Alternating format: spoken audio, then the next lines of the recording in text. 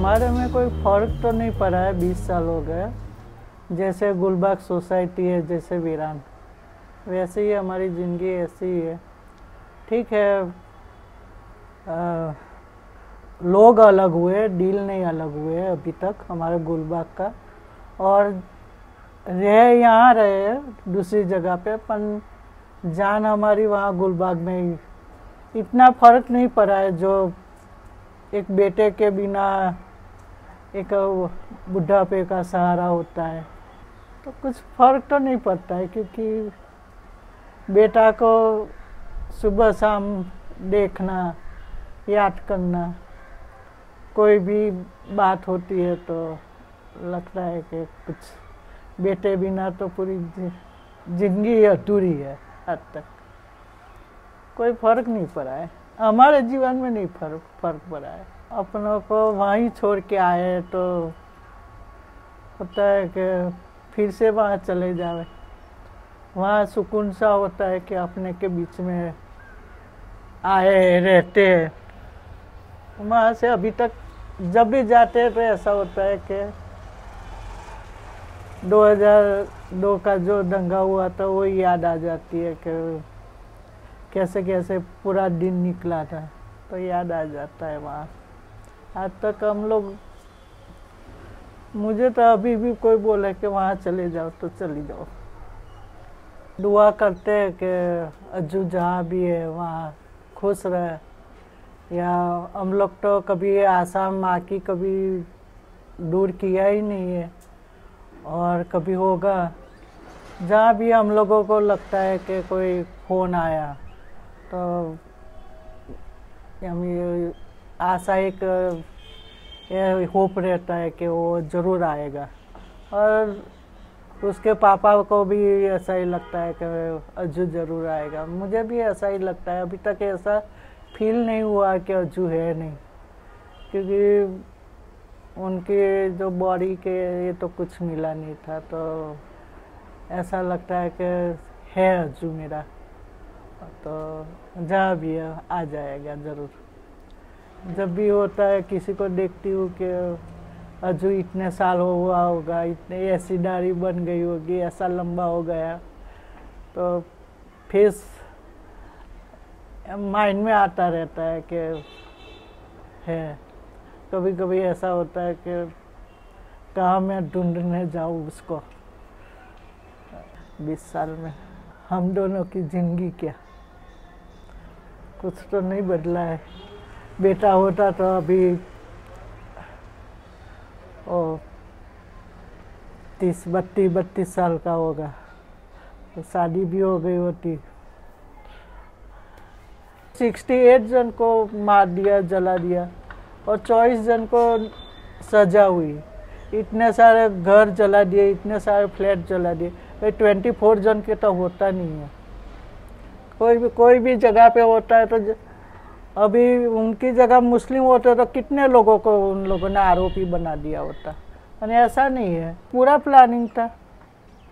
क्योंकि एक रात में तो बनता नहीं, उन लोगों ने ऐसे पत्थर बनाए थे कांच वाले, ऐसे बोतलें नेल पॉलिश की होती, इंजेक्शन की बोतलें होती, उसमें केमिकल भर के लाए थे, जैसे आप मारो वहाँ आग लग जाती थी। तो ऐसे कोई, जो हमारे सोसाइटी तो इतनी चौखी थी, और ये सब लोग एजुकेटेड थे, तो एक पत्थर भी नहीं था हमारी सोसाइटी में। तो 2002 की जो प्लानिंग बनाई होगी, तो हमारे साथ में भरत पंचाल करके का, जो साबरमती एक्सप्रेस में जो S6 डब्बे में, उनका फैमिली भी यही हादसा हुआ था गोधरा में। तो वो भी तीस्ता सेटलवार के साथ, मतलब हम लोग साथ में थे। एक राठौर परिवार था और एक पंचाल परिवार था, भरत पंचाल। तो हम लोग तीस्ता सेटलवार के साथ हमारे साथ ही आते थे, और तीस्ता मैडम ने भी वही उन लोगों को जो रेलवे में जो हादसा उसका मुआवजा उसने दिलवाया था। और वो लोग का पूरा, जब अयोध्या गए तो ये लोग के हर बार जाते थे, तब कोई किसी का आइडेंटिटी नहीं मांगा था। वो जब मैं अतुल वैद्य भरत टेली को मिलने गई, वहाँ का PI था मेघानी नगर का, वहाँ चमनपुरा का। तो जब मुझे मिलाने ले गए तो वो लोग वही बोल रहे थे कि आपका बेटा 150 जन बाहर वाले थे। वो पीआई खुद बोल रहा था, केजी अड्डा करके था। और जो भरत टैली ने अतुल वैद करके जो मेन गुलबाग का उसने लिया था, हेडिंग लिया। तो वो लोग मुझे मिलाने ले गए थे। तो बोले आपका बेटा का फोटो दो। फोटो मैंने दिया था मेरे बेटे का। लाल टी शर्ट वाले को हमने नहीं मारा है, लाल टी शर्ट पहनी थी उस तरह। तो वो लड़के को नहीं मारा है, किसी ने मारा होगा तो भाग गया होगा। तो बता देंगे कि ये लड़के को मारा है, कितने लोग भाग गए, कितने लोगों को पुलिस ने पकड़ा है। तो ये सब खुद बोल रहे थे कि 150 जन बाहर के थे, बाहर से आए थे। तो पूरा प्लानिंग था। जब हम लोग नीचे आए तो देखा तो बहुत सारी, एक 9 साल की लड़की थी, 9th में थी। तो उसके नीलम करके थी, उसकी बीजी बहन थी, उसकी मम्मी, इम्तियाज़ की मम्मी, एक फिरदौस करके एक छोकरी थी, उसकी मेरी बेटी ने ईंट पर वो मेहंदी लगाई थी। तो ये सारी बॉडी ऐसे ही पड़ी थी कि रेप किए हुए, ऐसे कपड़े नहीं थे। तो मेरी बेटी को मैंने हाथ लगा दिया क्योंकि बाहर भी जल रहा था। तो एसिड की बोतल, कांच ने वो सब पड़ा था। तो जैसे हम लोग जाते हैं तो वो लोग मसाल, लंबी लकड़ी में मसाल बांध के लाए थे। तो वो लोग मुंह में जलाते, तो हम लोग साइड में उठा पकड़ लेते थे मसाल, और ऐसे मसाल पकड़ के फिर नीचे से भाग जाता था कोई भी ऊपर। वैसे मैंने पीछे देखा कि बहुत सारे लोग, ये लोग बचने वाले नहीं है ये सब। लास्ट में मैंने देखा अजू तो नहीं था वहाँ, मैंने पूरा देखा। वो भागो में ये भाग गया होगा कि पता नहीं क्या हुआ। तो जैसे मैं ऊपर गई तो मुझे एक लड़के ने यहाँ भी मसाल लगा दी। तो उस वक्त मेरे को कुछ पता नहीं चल रहा था, मुझे दूसरे दिन पता चल। जैसे ऊपर गई तो जो आगे दुकान है, वो दुकान पर इतनी सारी पब्लिक थी। तो ये पब्लिक ऐसी पथराव सब कर रहे थे, कांच की बोतल ये सब डाले। तो पूरा वैसे भी पहले से ही वो लोग डाले हुए थे। तो हमारे पाँव में चंपल तो था नहीं, तो हम लोग ऐसे ही भाग गए। जैसे मैं ऊपर गई, दो पगथिया चढ़ी ने, एक टीनू करके उसकी मम्मी है, वहाँ ही बेहोश हो गई। मैं उस पर कूद कर भागी। फिर भी मैं ऊपर गए ने, वो राजेश जिंजर पुलिस वाला था, उसने मुझे पत्थर मारा। मेरी बेटी ने मुझे देखा। तो फिर ऊपर जाके मैंने, क्योंकि ऊपर भी जल रहा था, उसका जो बड़ा रूम था तो वो जल रहा था। खाली एक ही रूम और आगे की गैलरी वही खाली जाफरी साहब की थी। तो वहाँ क्या कि उजाड़ था उस टाइम पर। तो जो गैलरी में आदमी सो गए थे, जो किसी को तलवार लगी हो, कोच भी हो, पत्थर लगा, वो सब वहाँ सो गए थे, क्योंकि वहाँ बैठने की जगह नहीं थी। तो मैं ऐसे ही सीढ़ी दरवाजे के पास ही बैठ गई। तो सामने से जितनी भी एसिड की बोतल फेंकते, तो मेरे पाँव भी उस टाइम पर बहुत जल गया था। फिर नीचे तीनों के ऊपर गए ना, तो एकदम मुझे अज्जू याद आया। मैंने बोला मेरा अज्जू तो नीचे रह गया। तो मेरे को एकदम मैं खड़ी हो गई। तो जाफरी आंटी बोले कि उसका तो एक ही बेटा है, जाने दो। तो बोले कि यास्मीन करके लड़की थी, वो कासम भाई के, तो उनके तो पूरे फैमिली नीचे है, उसकी मम्मी, उसके फैमिली सब नीचे है। आप रुपा जाएगी ना तो कि आपको उन लोगों को पता चल जाएगा कि ये लोग सब ऊपर छुपे हुए हैं, तो ये लोग ऊपर आएंगे। तो किसी ने मुझे, सबने 2-3 जन ने हाथ पकड़ के बिठा दिया। तो मैं नीचे तीनों के तीनों सिलेंडर की आवाज़ आई, बाजू में से सब धुआं निकल रहा था, लाइटें। तो जब 5 बजे, 4:30-5 बजे के बाद पुलिस आई, 4:30-5 बजे, तब हम लोग नीचे उतरे। जब मैंने हाथ निकाला, एक असलम करके उसके पापा का पाँव नहीं था, तो जाफरी साहब के आगे का जो सीट है वो वहाँ बैठे हुए थे। तो एक जन ने जैसे तलवार मारी, उसके पापा को मारने गए, तो उसके बेटे ने ऐसे तलवार पकड़ ली, तो उसके उंगली कट गई थी। तो असलम करके लड़का था। तो जब मैं जाफरी साहब के घर के एक सिलेंडर लगा हुआ था, 2 सिलेंडर था, तो मैं छिपा रही थी उन लोगों से, क्योंकि वो लोग भी सिलेंडर के आवाज़ हमारे बहुत आ रही। उन लोगों ने किचन जलाना शुरू कर दिया, तो सब जगह पे आवाज़ बहुत आती थी किचन।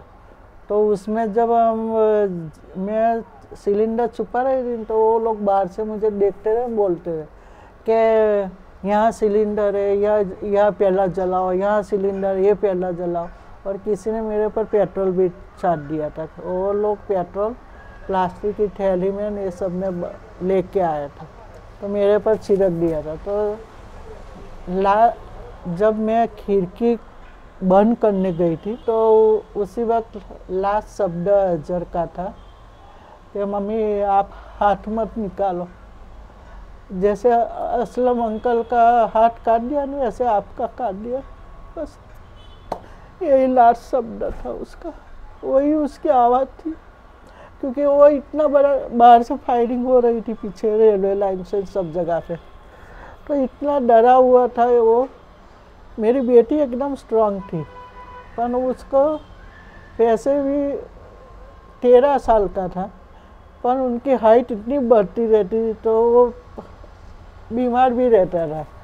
उसका सांस लेने में बहुत तकलीफ होती थी, ठीक है। तो वही शब्द था मेरा लास्ट में सुना मैंने, मम्मी आप हाथ मत निकालिए, जैसे असलम अंकल का हाथ काट दिया आपका भी काट देंगे। पूरी जिंदगी बर्बाद कर दी।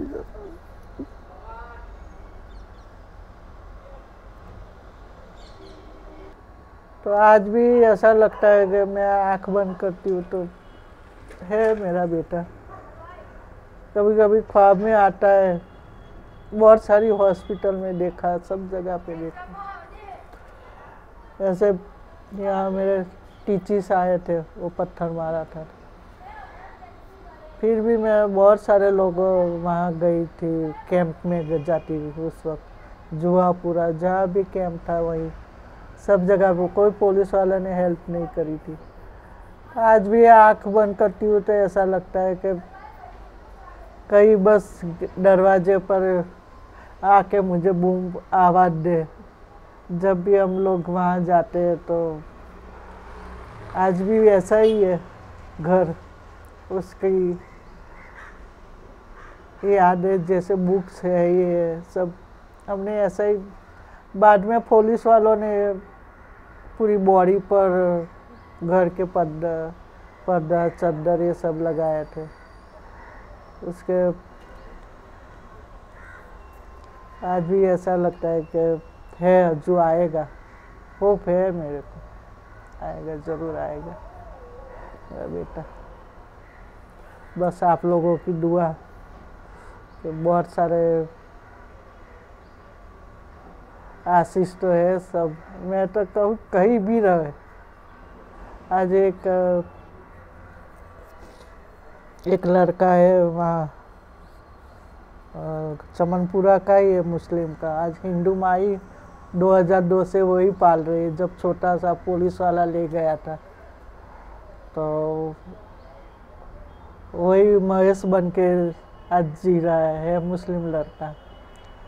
पर कहीं भी है, कोई भी महारथी हो, कोई भी हो। हम लोग केरला गए थे तो जैसे श्री कुमार जी ने हम लोगों को वहाँ मिलाया था, तो आज भी उसके भले लैंग्वेज नहीं पता चलती, पर उसकी मम्मी का फ़ोन आता है केरला से, तो मेरे को बात करने की नहीं आती वहाँ केरला भाषा में। तो यहाँ है एक शॉप, दुकान, वहाँ से बात करती हूँ। वैसे कभी कभी उसकी बेटी अब तो इंग्लिश में बात करती है तो मैसेज करते हो, वहाँ से फ़ोटो। अभी तो वो लड़का भी बड़ा हो गया, तो होता है कि कहीं ना कहीं तो है मेरा बच्चा, आएगा ज़रूर।